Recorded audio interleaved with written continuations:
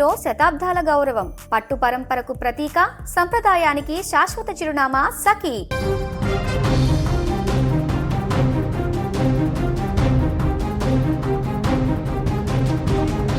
హిమాలయ పర్వత శ్రేణులో ఆధ్యాత్మిక శోభ సంతరించుకుంది. పవిత్ర చార్ధామ్ యాత్రలో అత్యంత కీలకమైన ఘట్టం ఆవిష్కృతమైంది. మంచు దుప్పటిని చీల్చుకుంటూ భక్తకోటి ఆరాధ్య దైవం కేదారనాథుడి ఆలయం ద్వారాలు ఈ రోజు ఉదయం అత్యంత వైభవంగా తెరుచుకున్నాయి. వేద మంత్రోచ్చరణలు, డప్పు వాయిద్యాల నడుమ శివనామ స్మరణతో ఆకాశం మార్మోగిపోతోంది.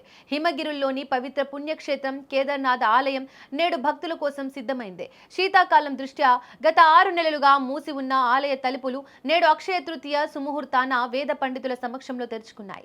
ఈ అద్భుత ఘట్టాన్ని వీక్షించేందుకు దేశవ్యాప్తంగా వేలాది మంది భక్తులు ఇప్పటికే కేదార్నాథ్ చేరుకున్నారు. ప్రతి ఏటా శీతాకాలంలో హిమపాతం కారణంగా కేదార్నాథుడిని కింది భాగంలోని ఉఖిమఠ్కు తరలించి పూజలు చేస్తారు.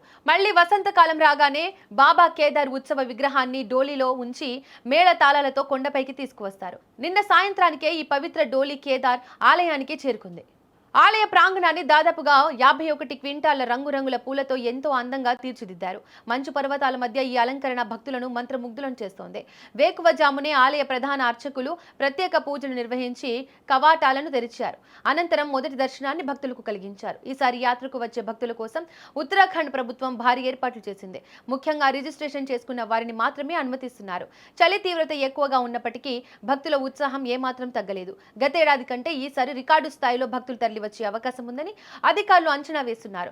కేదార్నాథ్ వెళ్లే దారిలో సోన్ ప్రయాగ్, గౌరీకుండ్ వద్ద భక్తుల తాకిడి ఎక్కువగా ఉంది. హెలికాప్టర్ సర్వీసులతో పాటు కాలినడకన వెళ్లే భక్తులకు ఎలాంటి ఇబ్బందులు కలగకుండా తగిన వసతులు కల్పించారు. కేదార్నాథుడి ఆలయంతో పాటు గంగోత్రి, యమునోత్రి ఆలయాలు కూడా ఇప్పటికే తెరుచుకోగా రేపు బద్రీనాథ్ ఆలయ ద్వారాలు కూడా తెరుచుకోనున్నాయి. దీంతో చార్ధామ్ యాత్ర పూర్తి స్థాయిలో ప్రారంభమైనట్లవుతుంది. కేదార్నాథ్ ఆలయ ద్వారాలు తెరుచుకోవడంతో భక్తులు తమ ఇష్ట దైవాన్ని దర్శించుకొని పునీతులవుతున్నారు.